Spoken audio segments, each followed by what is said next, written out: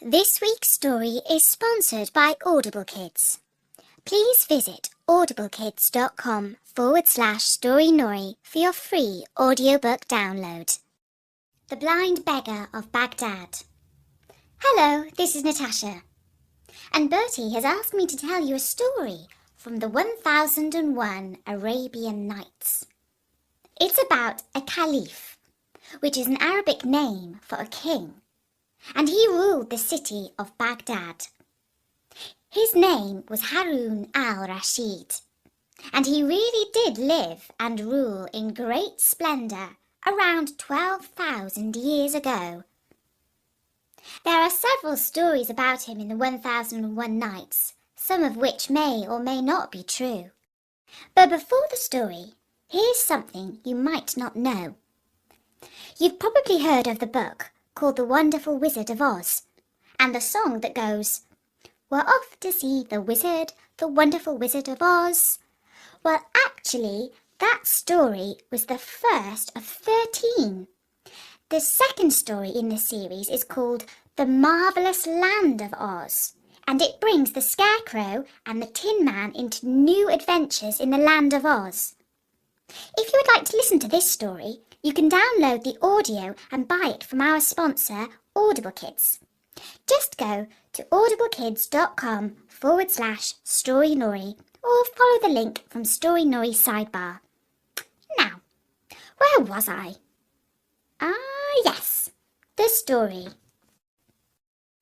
The Caliph Harun al-Rashid sat in his palace, wondering if there was anything left in the world that could possibly give him a few hours of amusement, when Ja'far, the Grand Vizier, his old and tried friend, suddenly appeared before him. Bowing low, he waited, as was his duty, till his master spoke. But Harun al-Rashid merely turned his head and looked at him and sank back into his former weary posture. Now Ja'far had something of importance to say to the Caliph, and had no intention of being put off by mere silence. So with another low bow in front of the throne, he began to speak. "Commander of the Faithful," said he, "may I remind your Highness of your plan to observe how justice is done and order is kept throughout the city. For this is the day you have set apart to devote to this aim. Perhaps in fulfilling this duty, you may find some distraction from the melancholy to which, as I see to my sorrow, you are prey." "You are right," returned the Caliph. "I had forgotten all about it. Go and change your coat, and I will change mine." A few moments later they both re-entered the hall, disguised as foreign merchants, and passed through a secret door out into the open country. Here they turned towards the Euphrates, and crossing the river in a small boat, walked through that part of the town which lay along the further bank, without seeing anything to call for their interference. Much pleased with the peace and order of the city, the Caliph and his vizier made their way to a bridge which led straight back to the palace, and had already crossed it when they were stopped by an old blind man who begged for alms. The Caliph gave him a piece of money and was passing on, but the blind man seized his hand and held him fast. "Charitable person," he said, "whoever you may be, grant me yet another prayer. Strike me, I beg you, one blow. I have deserved it richly, and even a more severe penalty." The Caliph, much surprised at this request, replied gently, "My good man, that which you ask is impossible. Of what use would my alms be if I treated you so ill?" and as he spoke he began to lose the grasp of the blind beggar. "My lord," answered the man, "pardon my boldness and persistence. Take back your money or give me the blow which I crave, and if you knew all, you would feel that the punishment is not a tenth part of what I deserve." Moved by these words, and perhaps still more by the fact that he had other business to attend to, the Caliph yielded and struck him lightly on the shoulder. Then he continued his road, followed by the blessing of the blind man. When they were out of earshot, he said to the vizier, "There must be something very odd to make that man act so. I should like to find out what is the reason. Go back to him, tell him who I am, and order him to come without fail to the palace tomorrow after the hour of evening prayer." The next day, after evening prayer, the Caliph entered the hall and was followed by the vizier, bringing with him the blind man of whom we have spoken. They bowed themselves low before the throne, and then the Caliph made them rise and asked the blind man his name. "Baba Abdallah, your Highness," said he. "Baba Abdallah," returned the Caliph, "your way of asking alms yesterday seemed to me so strange that I almost commanded you then and there to cease from causing such a public scandal. But I have sent for you to inquire what was your motive in making such a curious vow. When I know the reason, I shall be able to judge whether you can be permitted to continue to practice it, for I cannot help thinking that it sets a very bad example to others. Tell me, therefore, the whole truth, and conceal nothing." "I was born, Commander of the Faithful, in Baghdad, and was left an orphan while I was a very young man, for my parents died within a few days of each other.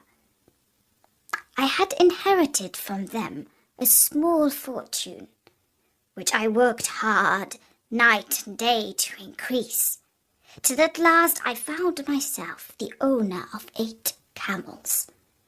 These I hired out to travelling merchants, whom I frequently accompanied on their various journeys, and always returned with large profits. One day I was coming back from Balsora, whither I had taken a supply of goods intended for India, and halted at noon in a lonely place, which promised rich pasture for my camels. I was resting in the shade under a tree, when a dervish, going on foot towards Balsora, sat down beside me, and I inquired whence he had come from and to what place he was going. We soon made friends, and after we had asked each other the usual questions, we produced the food we had shared with us and satisfied our hunger. While we were eating, the dervish happened to mention that in a spot only a little way off from where we were sitting, there was hidden a treasure so great that if my 80 camels were loaded till they could carry no more, the hiding place would seem as full as if it had never been touched. At this news, I became almost beside myself with joy and greed, and I flung my arms round the neck of the dervish, exclaiming, "Good dervish, I see plainly that the riches of this world are nothing to you. Therefore, of what use is the knowledge of this treasure to you? Alone and on foot you could carry away a mere handful. But tell me where it is, and I will load my 80 camels with it, and give you one of them as a token of my gratitude."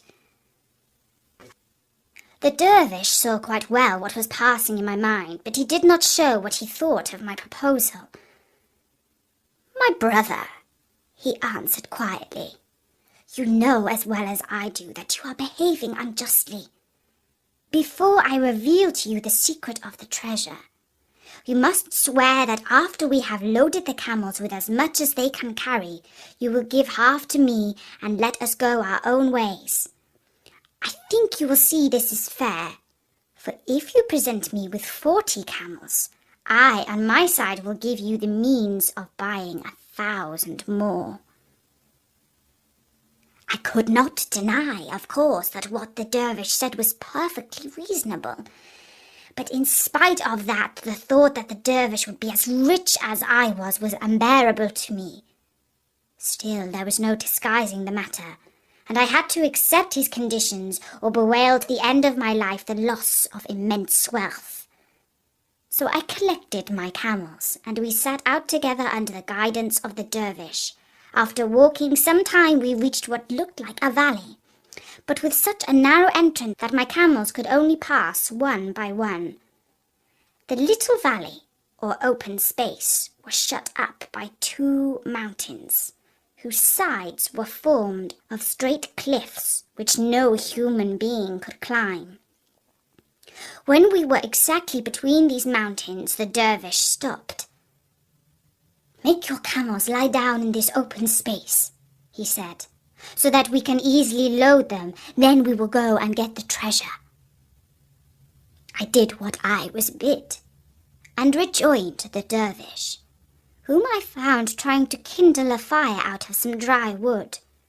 As soon as it was light, he threw on it a handful of perfumes and said a few words that I did not understand, and immediately a thick column of smoke rose high into the air.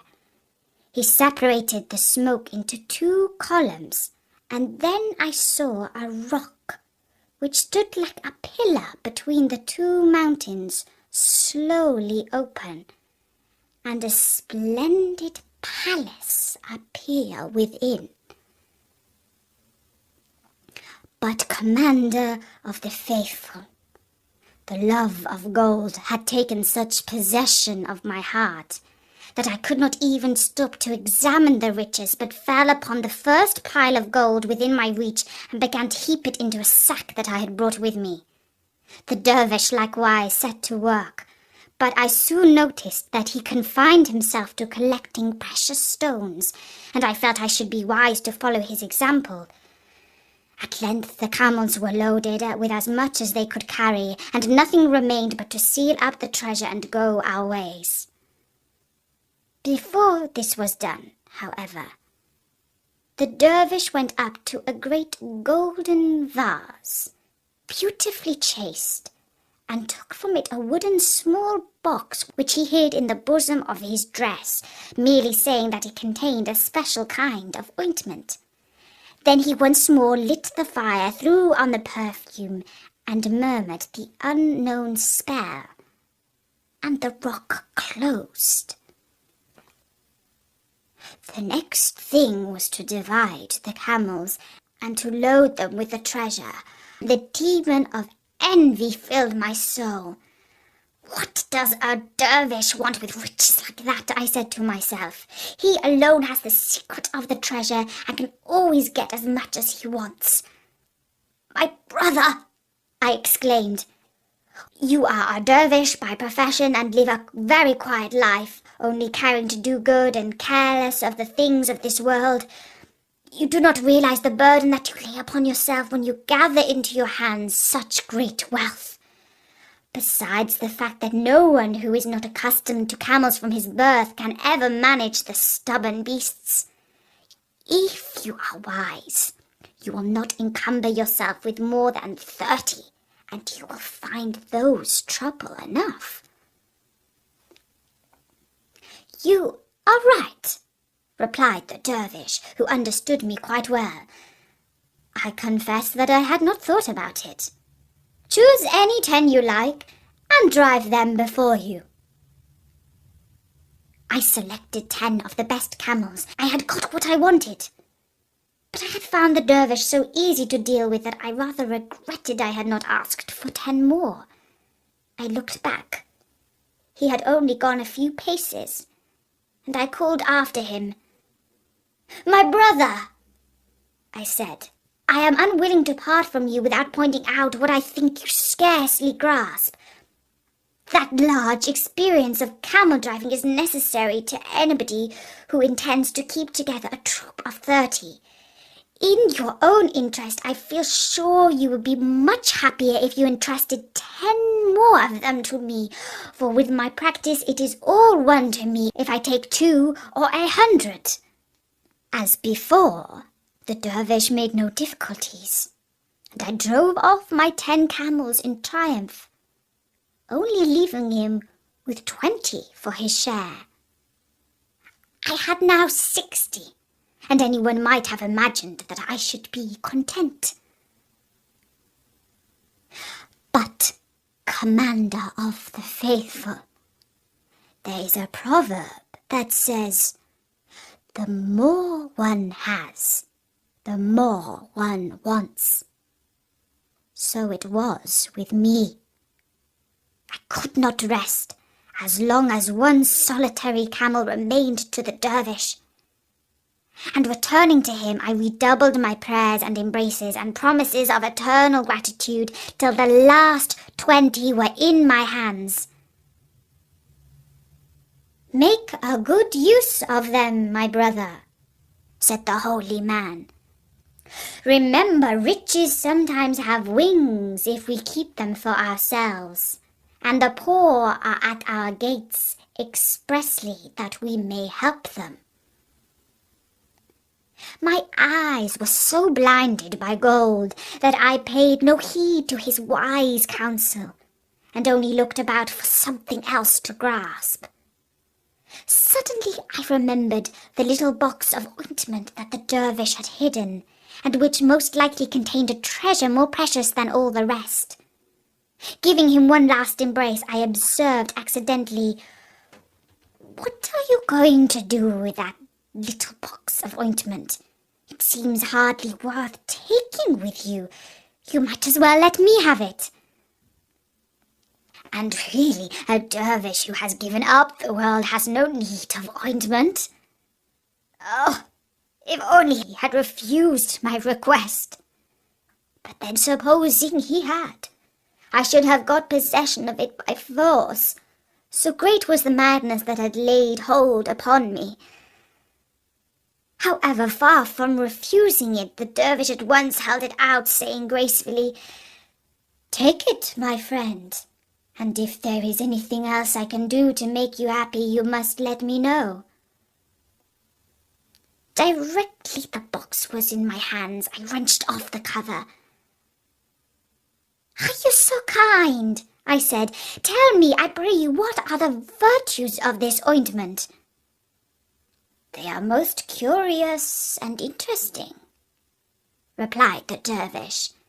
"If you apply a little of it to your left eye, you'll behold in an instant all the treasures hidden in the bowels of the earth. But beware lest you touch your right eye with it, or your sight will be destroyed forever." His words excited my curiosity to the highest pitch. "Make trial on me, I implore you," I cried, holding out the box to the dervish. "You will know how to do it better than I. I am burning with impatience to test its charms." The dervish took the box I had extended to him, and bidding me shut my left eye, touched it gently with the ointment. When I opened it again, I saw spread out as it were before me treasures of every kind and without number. But as all this time I had been obliged to keep my right eye closed, which was very fatiguing, I begged the dervish to apply the ointment to that eye also. "If you will insist upon it, I will do it," answered the dervish. "But you must remember what I told you just now, that if it touches your right eye, you will become blind on the spot."